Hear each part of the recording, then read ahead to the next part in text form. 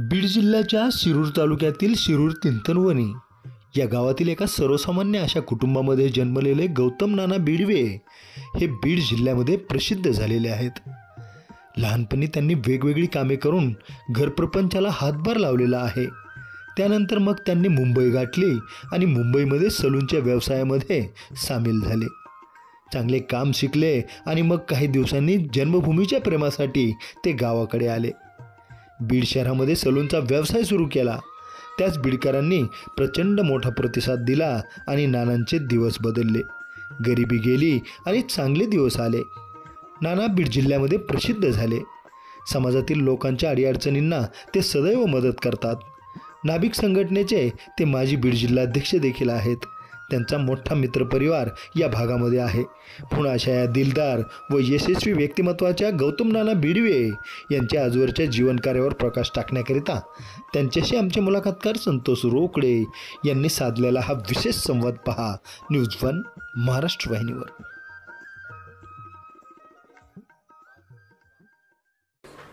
मुलाखतीच्या माध्यमातून आज अशा एका प्रामाणिक व्यक्तीची आपल्याला मुलाखत आज मांडायची आहे की ज्या व्यक्तीनं अत्यंत प्रामाणिकपणे उद्योगातनं स्वतःचं नाव कमवलं आणि फक्त उद्योगापुरतं ते नाव मर्यादित नाही तर सामाजिक सुद्धा जीवनामध्ये ते नेहमी सक्रिय असतात। अर्थातच मी बोलतोय नाभिक संघटनेचे माजी बीड जिल्हा अध्यक्ष सन्माननीय गौतम नाना बिडवे यांच्याबद्दल।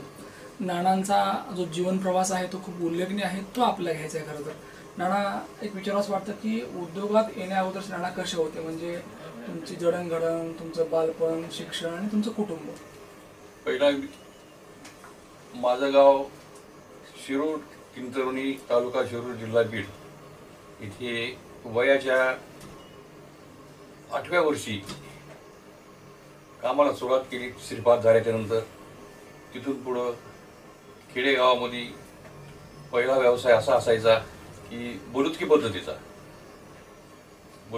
तो व्यवसाय करत करत 10 वर्ष ते काम केलं। त्यानंतर 1982ला लग्न झालं। त्यानंतर मी 83ला मुंबईला गेलो। मुंबईमध्ये 5 वर्ष काम केलं नोकरी म्हणून सलूनमध्येच। त्यानंतर 87ला बीडला आलो। मला विचारावंसं वाटतं की शिक्षण सुटण्याचं कारण काय ठरलं नेमकं? घरची एकदम हालाकीची परिस्थिती। वडिलांची दिसत नव्हतं। सगळ्यात आम्ही 6 जण भाऊ टोटल, त्यापैकी सगळ्यात मोठे भाऊ त्यांच्याही दोन्ही डोळ्यांनी दिसत नव्हतं आणि घरची परिस्थिती हालाकीची असल्यामुळं पोटा पाण्याचं विषय असल्यामुळं धंदा शिक्षण सोडून जाते धंद्यामध्ये जावं लागतं। आज जेव्हा मागे वळून बघता नाही का गावाकडे अगदी परिस्थिती बिकट होती आणि परिस्थितीमुळे शिक्षण सुटलं गेलं नाही का? हो। तर आई आणि वडील कसे होते नेमके, त्यांचा स्वभाव अगदी त्यांनी तुमच्यावर संस्कार दिले ते सांग। आई वडील परिस्थितीने गरीबी होती, परंतु त्यांचा स्वभाव गावामध्ये आमचं एकटंच घर होतं। सगळ्यांना गावातल्या लोकांना धरून स्वभाव चांगला असल्यामुळं गावातल्या लोकांचं भरपूर सहकार्य लाभलं। परिस्थितीनुसार पुढं हळूहळू आम्ही प्रगती।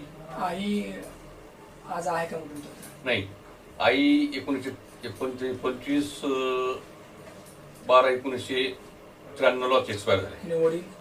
वडील 1996ला एक्सपायर झाले। आज आई वडील नाहीत, पण आई वडिलांच्या पाठीमागे एक चांगलं नाव करताय तुम्ही, चांगलं काम करताय। आज ज्या वेळेला दोघांची आठवण येते आईची वडिलांची, तर काय काय नेमकी आणखी आठवणी आहे? नाही, आता शेवटी आई वडिलांची आठवण म्हणल्याच्या नंतर कोणालाही थोडं भावनिक होतच, आठवण येतच।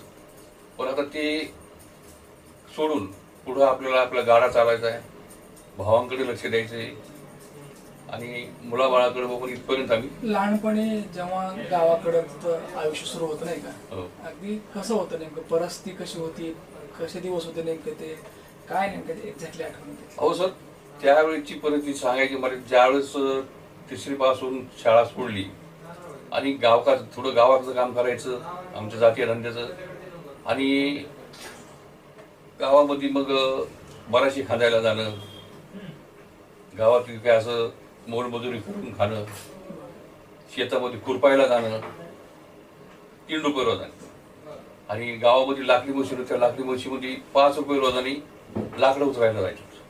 ऍक्च्युअल परिस्थिती. म्हणजे कष्ट घेतले नाही का? कष्ट, खूप कष्ट. खूप कष्ट घेतले. मग त्यावेळेला कधी नाना असं वाटलं होतं का की अरे आपले पण काही चांगले दिवस येतील असं? नाही, त्यावेळेस काय वाटायचं की जिद्द असायची मनामध्ये, काहीतरी करील आणि काहीतरी आपण करणारच आहे.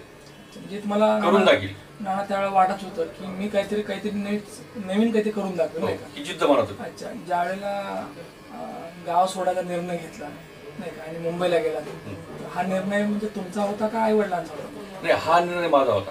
अच्छा. का असं वाटलं मुंबईत जावं? त्यावेळेस कसं गावामध्ये पोलिटिकल पद्धतीचे धंदे असायचे. त्या पद्धतीमुळे मुंबईला एक मोठे 2 नंबरचे भाऊ गेलेले होते आणि आपणही तिथे जाऊन 2 पैसे कमवून चांगलं होईल ही भावनिक भावना होती. ऑलरेडी तुमचे मोठे बंधू तिथे गेले होते हो, मुंबईला. पुढं. बरं. आणि मग तुम्हाला वाटलं की आपणही तिथे मुंबईत जावं? हो, तिथं आमचे काका आणि मावशी त्यांच्याकडे आम्ही दोघंही गेलो. अच्छा. त्यावेळेस म्हणजे त्यांचंही सहकार्य खूप लाभलं आम्हाला तिथे. बरं. मावशीचं काका काय सहकार्य लागलं? म्हणजे आपल्या परिसरात आपल्याला तिथं राहण्याची सोय, जेवणाची सोय. नाही तर मुंबईची परिस्थिती खूप बेकार असायची ना. अच्छा. कोण कोणाला गेले त्या टायमाला. नाही. फुटपाथवर झोपणं, हॉटेलमध्ये खाणं. बरं. मग मुंबईमध्ये नेमकं काय शिकता? मी गावाकडं जे जाती धंदा होता आमचा सलूनचा, अच्छा. मग तिथं जाऊन सलूनमध्ये तोच धंदा करायला लागला. नवीन काय शिकता तिथं? नवीन म्हणजे त्यावेळेस धंद्याच्या स्टाईल असायच्या आणि धंदा तर शिकलोच, परंतु तिथं एक काकानी त्यांनी असं एक आम्हाला मार्गदर्शन दिलं की ते आज पैशाने सुद्धा फेल करू शकत नाही. चांगली माणसं हो. भेटली. ज्या वेळेला तुम्ही ठरवलं की आता परत आपल्या गावाकडे जायचे, आपल्या भागात जायचे, तर मग गावाकडे उद्योग सुरू करण्यापेक्षा बीड तुम्ही निवडलं नाही का? हो. तर त्यावेळेस एक भाऊ गावामध्ये कामाला होतं. बीड याच्याकरता निवडलं की आपलं गाव जवळ आहे. बीडला त्यावेळेस सलूनचा धंदा एवढं काही व्यवस्थित वाटत नव्हता आणि मग आपण वेगळ्या पद्धतीत काहीतरी सलूनचा धंदा सुरू करू ही मनात भावना होती. आणि त्यावेळेस आजही आमचे काही समाजाचे लोक म्हणतात बीडमध्ये आल्याच्या नंतर बीडवे नानाने वारकाचा धंदा कसा करायचा हा शिकवला. हे ऍक्च्युअल गोष्ट. ज्या वेळेला तुम्ही बीड नगरीमध्ये आला त्यावेळेला भांडवल किती होतं? काही ओळख होती का? नाही, भांडवल काय नाही. त्यावेळेस 19,000 रुपये मुंबईला आणि भावानीने आम्ही सासू म्हणजे जमा करून ठेवलेला आणि बीडमध्ये आल्यानंतर जास्त काही ओळखच नव्हती कोणाची. पण आपण ओळख होण्यासाठी कोणाला नमस्कार करणं, भेटीगाठी घेणं, बोलका स्वभाव असल्यामुळे लोक जोरत गेले. नानांचा व्यवसाय म्हणजे या तुमचा जो उद्योग आहे आज फक्त बीड पुरता मर्यादित नाही तर अगदी पूर्ण बीड जिल्ह्यातून कस्टमर येतो. बऱ्याच वेळा काय असतं की शहरामध्ये तुमचा उद्योग असेल तर तिथले आसपासचे ग्राहक असतात नाही का, पण तुमच्याकडे अगदी पूर्ण बीड जिल्ह्यातनं ग्राहक आहेत, अगदी अंबाजोगाई, माजलगाव नाही का. तर मग यासाठी काय केलं असं नेमकं की इतके लांबून ग्राहकांना इथे यावं असं वाटतं?